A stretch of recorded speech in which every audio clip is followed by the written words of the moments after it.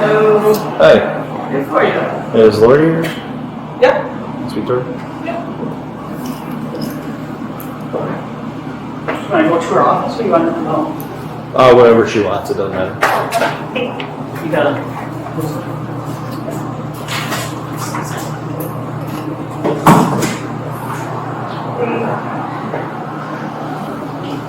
Remember that October 18th. Hi. Thanks. You have a great day. Thank you. Yep. That's James. Okay.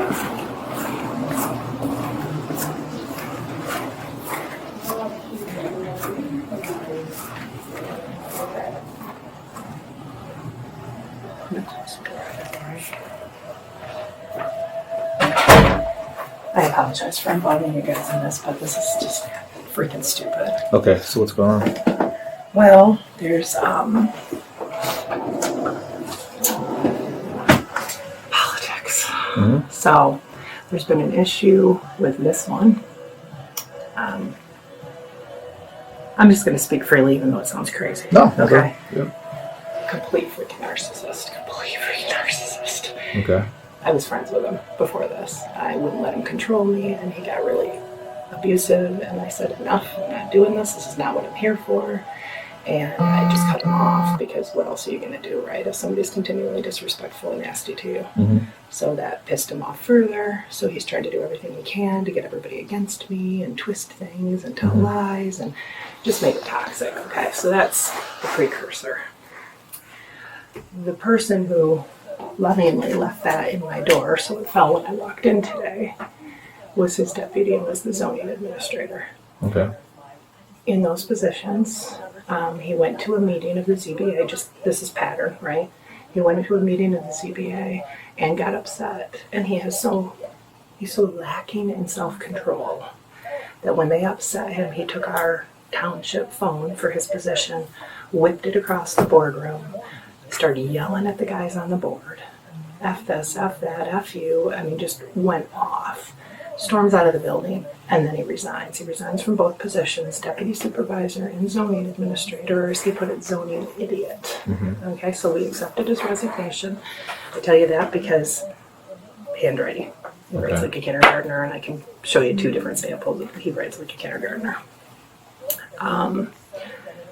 He was gone, and I didn't have a bad relationship with him, right?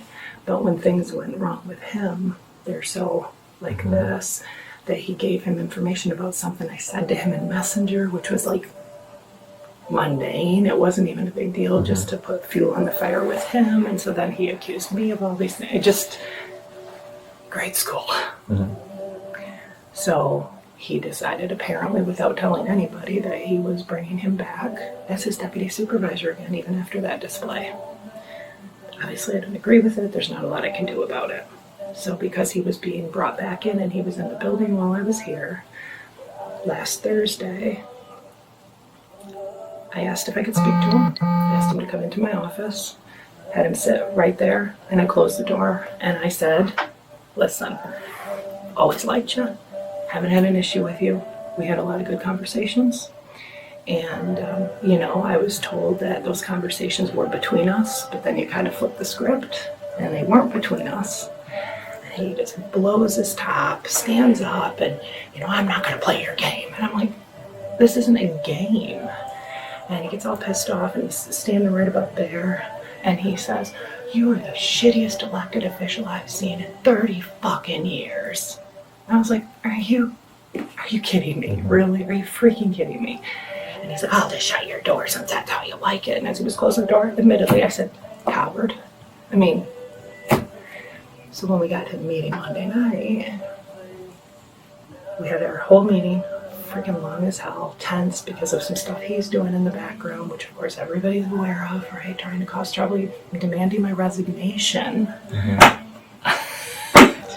Just anyway, it's been fun. It's been fun for the last few months. So, of course, he is his deputies on the inside of this. We sit through the whole meeting. I mean, he's glaring at me at the meeting. And, so I just looked right back at him. I'm not a shrinking violet. If you're going to sit here and stare at me, I'm going to look right back at you. Yeah. I'm not going to be intimidated by you. And when I got to public input, he stands up in front of the room and just goes off about how I'm the whole problem. I'm causing all these issues. I'm such a horrible person. And, and this poor guy. Oh, this poor, that's Brad Eddy. I'm sure you know who Brad Eddy is. Most everybody around here does. This poor guy. And he had all this stuff going on, and myself and another board member were just making it so horrible for him. Well, he's yelling at us and swearing at us. We were making it horrible for him, right? And then he said something about how hard he worked and knocking on all these doors, telling people to vote for me and how it would be better if my predecessor had kicked my ass instead. I mean, all in a public meeting, like people there. Are you freaking kidding me? This guy's completely out of control. And I think at one point he said something about, I saw you looking at me trying to intimidate me. And I was like, who's the one saying all this stuff? Is this Brad Eddy saying all this stuff? This is Steve Gray. Oh. As his proxy. Okay. Right, because he can get out and be like, oh, one me.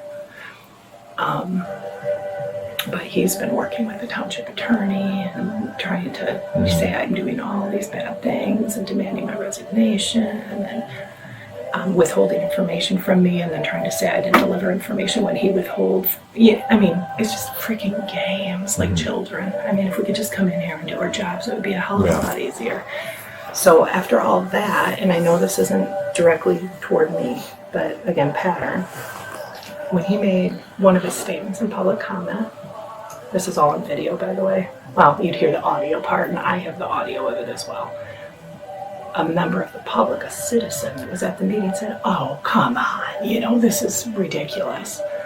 And when he got done, she stood up to do her public input, and she said, you know what? This is a professional building. This is an office building. There's no place for F-bombs in this building. That's not how you conduct yourself. This is, ridiculous. Steve Gray starts yelling at her and swearing at her. She's like, it's my turn to speak. And he just kept going off, just completely out of control.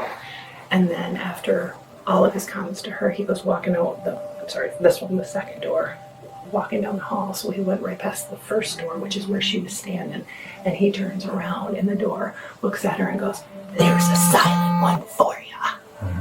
And goes storming out of the building. She was completely uncomfortable. Like, what was that? I'm going to call my husband to pick me up. I mean, don't you get the board? The board said nothing because, okay. And there's no control. And then after all that, clearly I didn't come in yesterday. Yeah. Because what the hell, right? And then I come in today, I open my door, and this is in here. It's my business card. Yeah. He scrawled that on there, so as soon as I open the door, it would fall down. So the point, I guess, I know there's not a ton you guys can do, but I'm just, it's enough. This is ridiculous. So yeah, so basically, I'm not, downplaying this or anything like that, okay? Yeah. Criminally, though, there's nothing. Okay, you have nothing criminally, and that's what we would do. We do something criminally. Now, do you have like a thing for civil, like a hostile work environment, things like that? Absolutely, you do. Okay, Yeah. But that's something you'd have to contact an attorney for and go through that. Okay, Right. and then your next step would be the board. They're the ones that's supposed to be controlling all of you guys. You know what I mean? Right. So. They would need to know about all this stuff too. But as far as like legally, there's nothing. Yeah. Everything you said is just basically Horrible it's people. politics. It is. Trust And me. I get that, but I Yeah. guess the other part of it is that I want something on record because I was going to file a formal complaint here, but it's going to go to him. So- it's going to go to him. So, one thing, my maybe suggestion would be to you is your call. So when you called today, we have a call history, so it's logged into our thing as a call history. Okay. All right. Maybe what I would do is, anybody can go try to get a personal protection order. Okay. And what that does is basically they can't have any contact with you. They can't be in the same building with you. They can't do any of that stuff. So maybe that's an option for you to do that. We cover you as far as how you're feeling right now. Okay. Yeah. So and then that goes forward with the the other person too, the other female that was, she could even go attempt to do that too. Okay. So that would be my advice to you. As far as like us writing a report or anything like that, we wouldn't write a report on something like this because it's not, like I said, it's not a criminal. We just do criminal law. Yeah, I know. I understand. Everything you've told me, So that's the options I would take is your board. Maybe like a hostile kind of work environment thing if you feel like you're being intimidated and harassed at work, and then maybe a personal protection order. You could put, like I said, anybody can apply for one. The Right. judge will determine if it's granted or not. Right. Okay. Well, and then I'll tell you, one aspect of that I think makes a difference is this.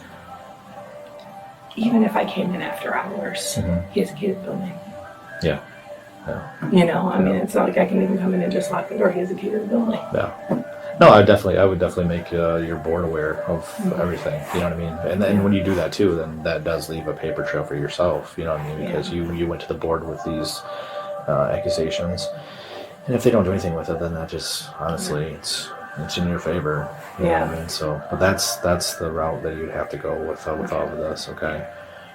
So I wish you luck. I know politics are politics, and we deal with a lot of this stuff. So, yeah. And I know that you guys do. And I'll tell you. Here's the thing. This is all about control. Somebody gets a freaking title, and they think they can run the whole show, even if they don't know shit. I mean, Charlie and I have been here for 347 years respectively, and you don't think we know a little bit more about the process and what we're supposed to do, but I'll be out 26th in Jackson with multiple parking whatsoever, complaints. and even questioning, we become the enemy. Copy. Yeah. So, he was swearing at Charlie yesterday. He was. I mean, it happens all the time. Just F this, F that. I'll F and leave, and it's like, then go, please go. Well, maybe like I said, that stuff you guys can start to. If I was in your shoes, if this was me, I would document everything. I'd have a book of stuff, and then you have a paper trail of everything that's happened and what's going on, and then you can say on this date and time this happened, on this date and time this happened. That's what I would start doing. Yeah. Okay. You hang out at Pinconning Township at all? I used to actually be on the township board up there, so. Oh yeah. So you know Dawn Beck. Yeah. I know she went through a lot of this with Sharon. Yeah. Yeah. So it's politics. It is. It's lovely. My God. I don't even know why I'm here. I don't know. Apparently God decided for me to be here, but it's been a lot of freaking fun. And it's not like I'm timid or anything. It's just, it's so juvenile. Oh my God. Right. I just can't even. I wish you good luck, and like I said, that's what I would do. I'd get a book and just start documenting everything. Okay. Do you think if I did a protection order that it would even be? I mean, would it be? You'd probably have to find a little more basis for it. I mean, Okay. they don't just give them out like That's what I figured. candy, but I mean, if you just gotta articulate why you think, why you don't want this person being around you, like if you are in fear or whatever it is, you know what I mean? Yeah. And if you can articulate that, because there's a section you fill out, what's basically like a summary of your thoughts, statements, whatever. Right. You do that. I mean, it depends on what you say. Okay. Okay. Well, I'm going to tell the truth, but I could be a little persuasive. Yeah. I think I just, this is freaking staggering, the level of intellect and maturity. And it's amazing. It's amazing. Yeah. So they actually, and I know this, there's not a whole lot I can do about this. He actually refriended somebody that he supposedly had a falling out with, that apparently I had a falling out with, but I didn't know why or what happened. So I think it was all just a ploy, to be honest. This whole place is making me sound like a complete conspiracy theorist. But refriended this person, and she turned over to him 3 years of personal messages between her and I to him, so that he can now try to put that out publicly and get people to hate me. And then he turned it over to our attorney's office. Wow. Like I was withholding that information, 3 years of messages for a discovery request on a lawsuit that he didn't even share with me. I didn't even get it until the last minute from the attorney because he knew he wasn't sharing it. Yeah. So he turned that in, and then he called for my resignation for withholding information and all this other stuff. I'm like, Central told him to be in the Beer Garden Bar, 8 State Park Drive, 8 State Park Drive, Russell Olds, Collin, and Wilder. Scheme through solutions, That's run straight backdoor motion, no keys. psychopathy. If you open at I 11. definitely keep track of everything. That's what I would do. Yeah. Okay. So, Yeah. all right. Freshly complete. Good luck. Thanks for Okay. coming. Yeah, I'm no sorry problem. if I No. wasted any of your No, time. hey, we're here all day. 1204 So, Broadway, all right. 1204 All right. Broadway,